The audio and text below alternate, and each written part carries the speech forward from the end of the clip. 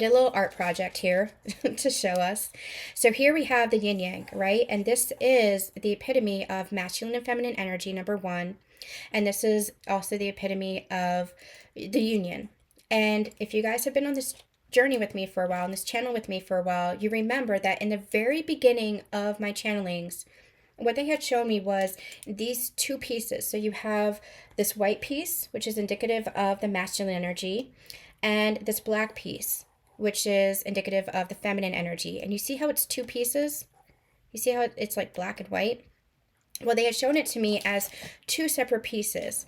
Back in the 90s, yin yang was very popular, and we had a lot of jewelry. And if you were a teenage girl, then you might have had a yin yang necklace with like your best friend, and it's like that kind of thing. You can have that with like your lover too. It's like the two pieces of a heart, for example, and they join together to create the whole.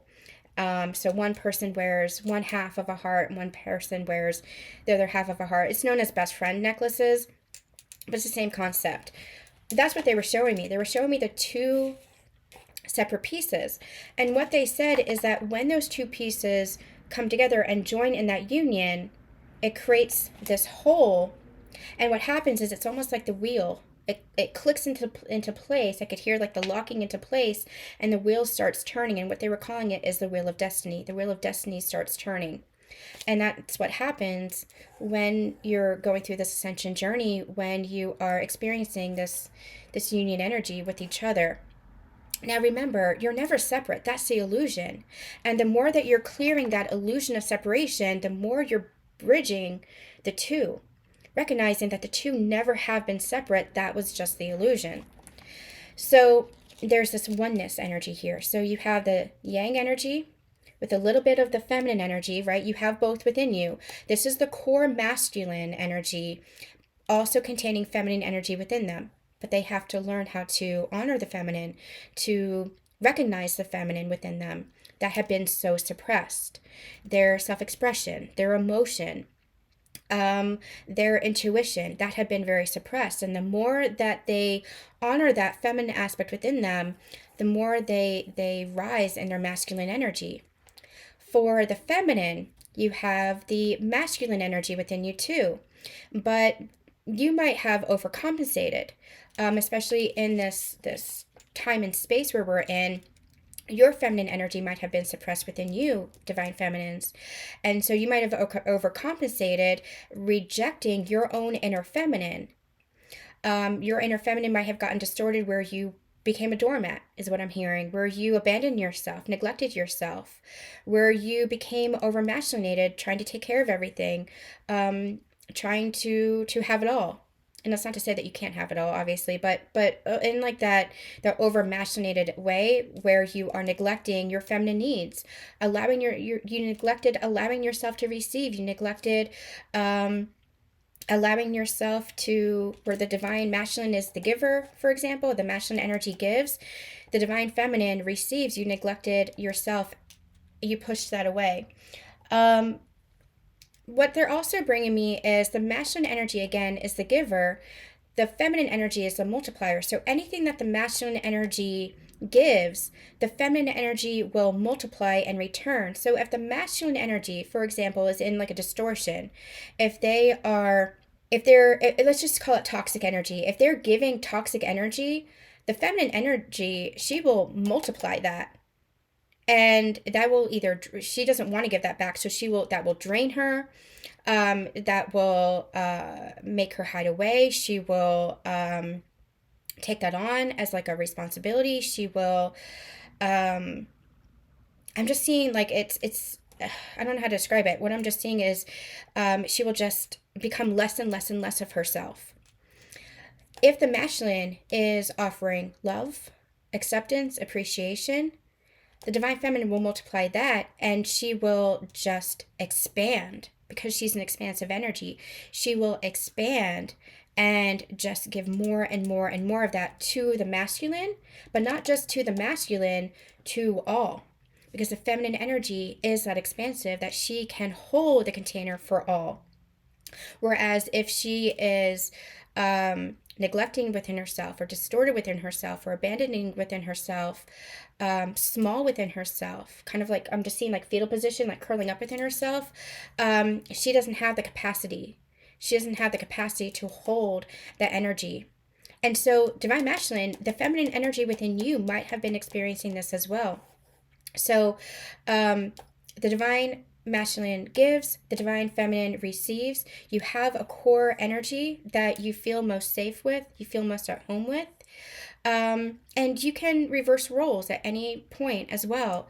There are some situations where you feel more masculine. In business, for example, there are some situations where you feel more feminine. But you have a core that you feel is your natural state of being. And as you are healing along this journey, you are recognizing more and more what that natural state of being is, and becoming and embodying more and more that natural state of being. Okay, so we'll come back to this drawing in a minute. What I had channeled is that you trigger the light and the darkness in each other by reflecting the light and the shadow. So we're talking about twins now. We're talking about these sacred partners. As the masculine and the feminine, you're polarized. And what you're doing is you're bringing harmony to those polarities. But what happens is, again, you trigger each other. I want to encourage you guys to check out my Twin Flame Truths channelings to go deeper into these understandings of what masculine and feminine is and how you trigger each other and why you trigger each other. I'm not going to go into that today. So the feminine, I'm going to read what I have channeled as I kind of go through this. The feminine, the yin energy, this black part here, is the darkness. She's the depth. She's the wilderness. She's the caverns of the heart. She's the moon. She's mysterious. She's alluring. She is quietly powerful. And what I mean by quietly powerful is she is not submissive. She's not a doormat. However, she is surrendered. She goes with the flow. She trusts her intuition. She trusts the unfolding. I'm hearing she trusts the next step. She is powerful in her magnetism. She is powerful in her embodiment. And I'm also getting this queen energy. She's powerful in her regalness. Now, you could be a male and be a feminine energy, or you can be a female and a feminine energy, but it's still that kind of queen energy.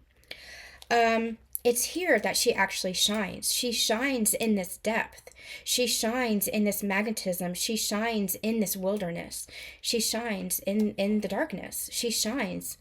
This is a light that is housed within her. Along this journey, I was with a group of women actually yesterday, and I could see, and through conversations, I could see where people were kind of in that false paradigm of love and light, and where people had really done their healing journey, had really gone through their own darkness. And it's like, that is divine feminine energy. Divine feminine energy has gone through their darkness and to find their light. And now I want to be very clear, that is not a judgment. Everybody's at different phases of their path and different phases of their journey. But divine feminine energy is not just love and light. Divine feminine energy, again, has been through their darkness, has acknowledged their darkness, has experienced that darkness, has climbed out of that to understand themselves, to understand their light, and to shine more fully for others. You cannot have one without the other. Look at this as yourself. You cannot have one without the other. This is not just about twins or sacred partners. You cannot have one without the other. You cannot have the light without the dark. And so it's not just about love and light and excluding the darkness just for the light. It's not about just feeling the joy of life. It's about understanding that the duality of it. In order to really appreciate the joy of life, you have to understand the contrast of that. Maybe to understand the antithesis of that. Everybody experiences that as our human selves, as our human experience. And what we're doing is we're moving out of that suffering paradigm, which we have acknowledged, which we have gone through as a collective, and moving more into that joy, into that love. But we had to experience that for the purpose of understanding the contrast. What they're bringing me now to is the teaching out of the garden, into the garden, out of the garden. It was a teaching of unity consciousness. And what they had showed us was that the Adam and Eve parable is we had to move out of the garden in order to understand that the garden is always part of us. The garden is always within us. The kingdom of heaven is always with us. But we had to understand separation in order to understand unity. We had to understand separation in order to understand oneness, in order to understand that there is no separation, but we had to experience the illusion of that in order to come back to the anchoring in, the integration, and the actual understanding that there's always union, that we're always one with God. We had to experience or understand the illusion of that, and I'm putting it in quotes because it is an illusion. It's that separation illusion. We had to experience that in order to understand that we're never separate. So you can check out that teaching as well. That was a very powerful teaching when it comes to unity consciousness.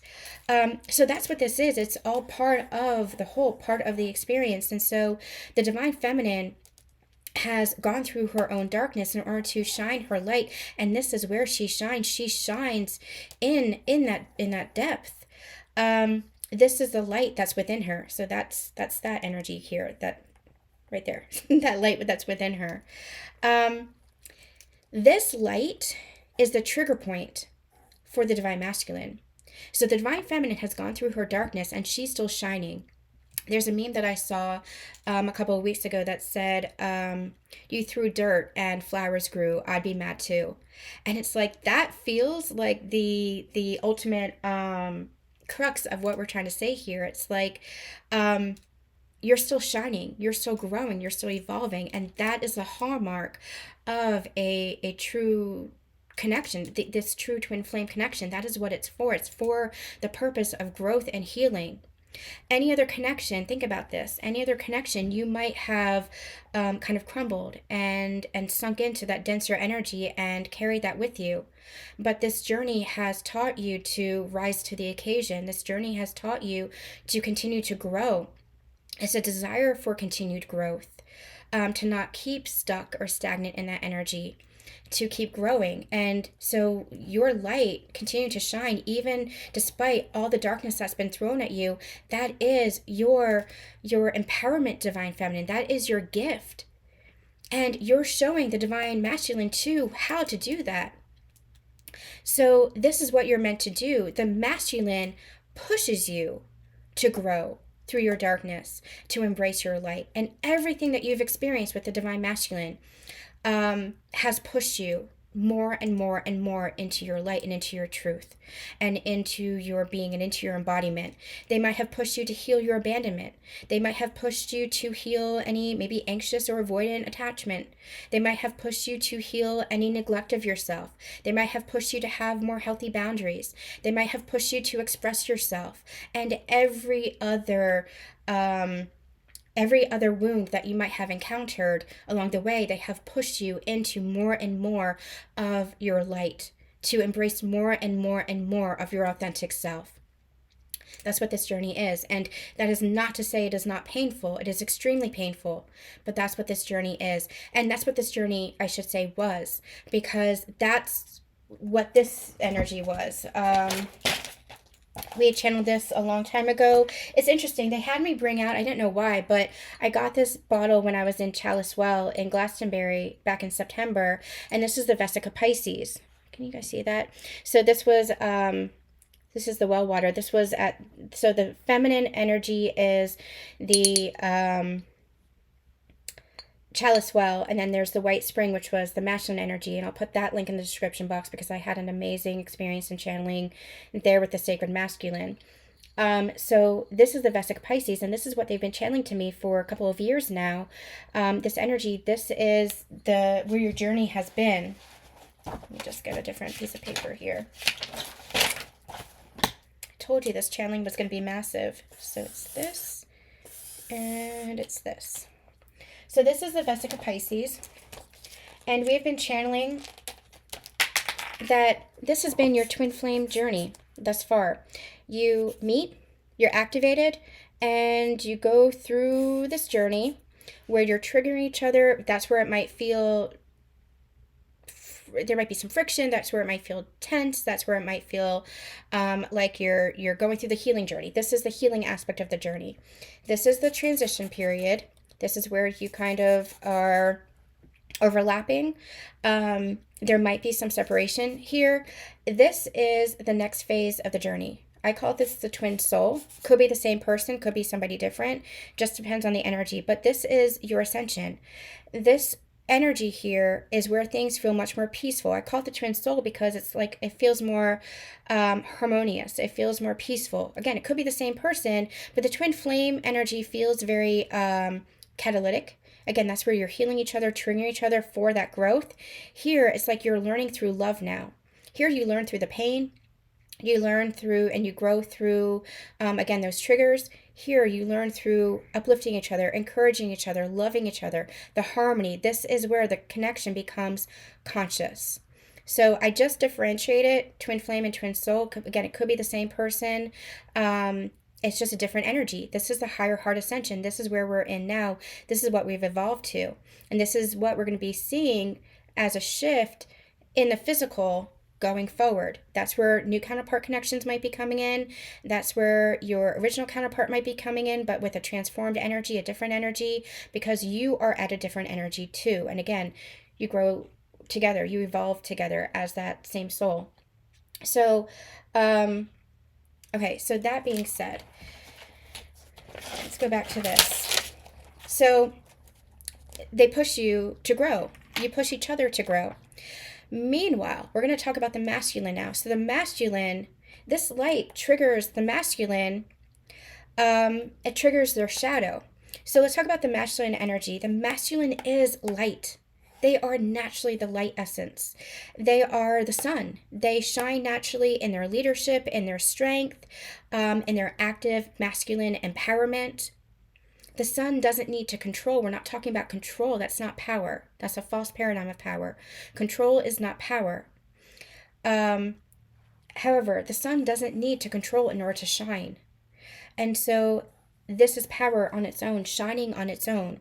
This is what they begin to understand. This is why the feminine's light triggers the masculine, because this is the trigger point for the masculine. The darkness is the trigger point for the masculine. This is where they have been living in their own darkness. They might have been living here in this place of expectation, in this place of shame, in this place of not feeling worthy, not feeling good enough. And so the divine feminine, by shining her light and living in this little piece of her light, she is learning to shine her light that triggers the masculine shadow where he's been living. He learns to embody this. So divine feminine learns through the depth of herself, through the darkness, to grow her light. The divine masculine, where he's been living in the shadow, learns that he has that light within himself. So they have to heal the shadow in order to really embrace their own light that the feminine has been reflecting. You see that? You see how that's working? So you push each other. You push each other to grow. You're reflecting into each other that which you're not yet able to see in yourselves, and you're pushed to see more of yourself.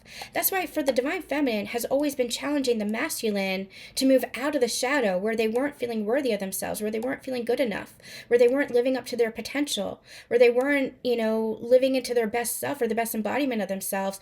She has been unconsciously, let's put it this way, it's a very unconscious process until you get to understand this journey.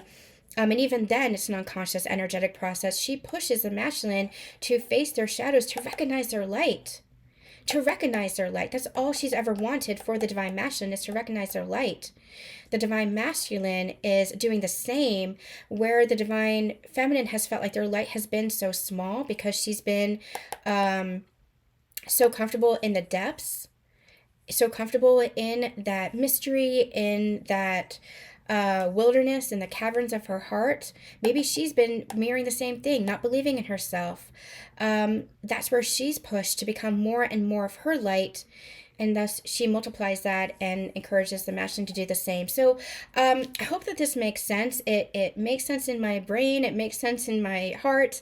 I don't know if I'm able to articulate this yet, but you both have these trigger points. You're both reflecting to each other to grow, to evolve.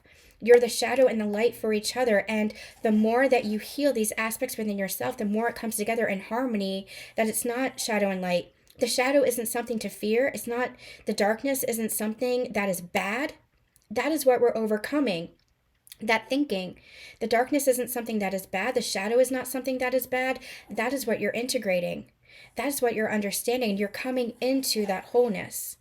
So it's not about one person or one counterpart having the light. You have the light within both of you, and the more that the light shines, the more that that is multiplied, and the more that the shadow is understood, the more that is integrated into the light. But these are the trigger points. You see the opposite? These are the trigger points for each counterpart, and this is where you're pushing each other and triggering each other to grow. Okay, so final messages. Two other songs came through this morning. Waves by Dean Lewis and No Choices by... Oh, speaking of Waves by Dean Lewis, I still have my music playing. Waves by Dean Lewis and No Choice by Fly By Midnight. And the No Choice song, the thing that was coming through is I have no choice, basically, but to keep thinking of you. I have no choice. You're always on my mind. That kind of energy. Can't remember what the lyric is. And with the Waves by Dean Lewis, it's the waves of energy, the waves of emotion. Just allow yourself to flow with those waves of emotion. Final messages that came through for the full moon energy is be mindful of your thoughts, because not every thought you think is yours or is a story to be believed. Anchor into your heart space, because this is where your self-mastery comes in, where you can choose either fear or love. And the fear becomes a consciousness trap. So keep overcoming and clearing that consciousness trap and coming back to that love.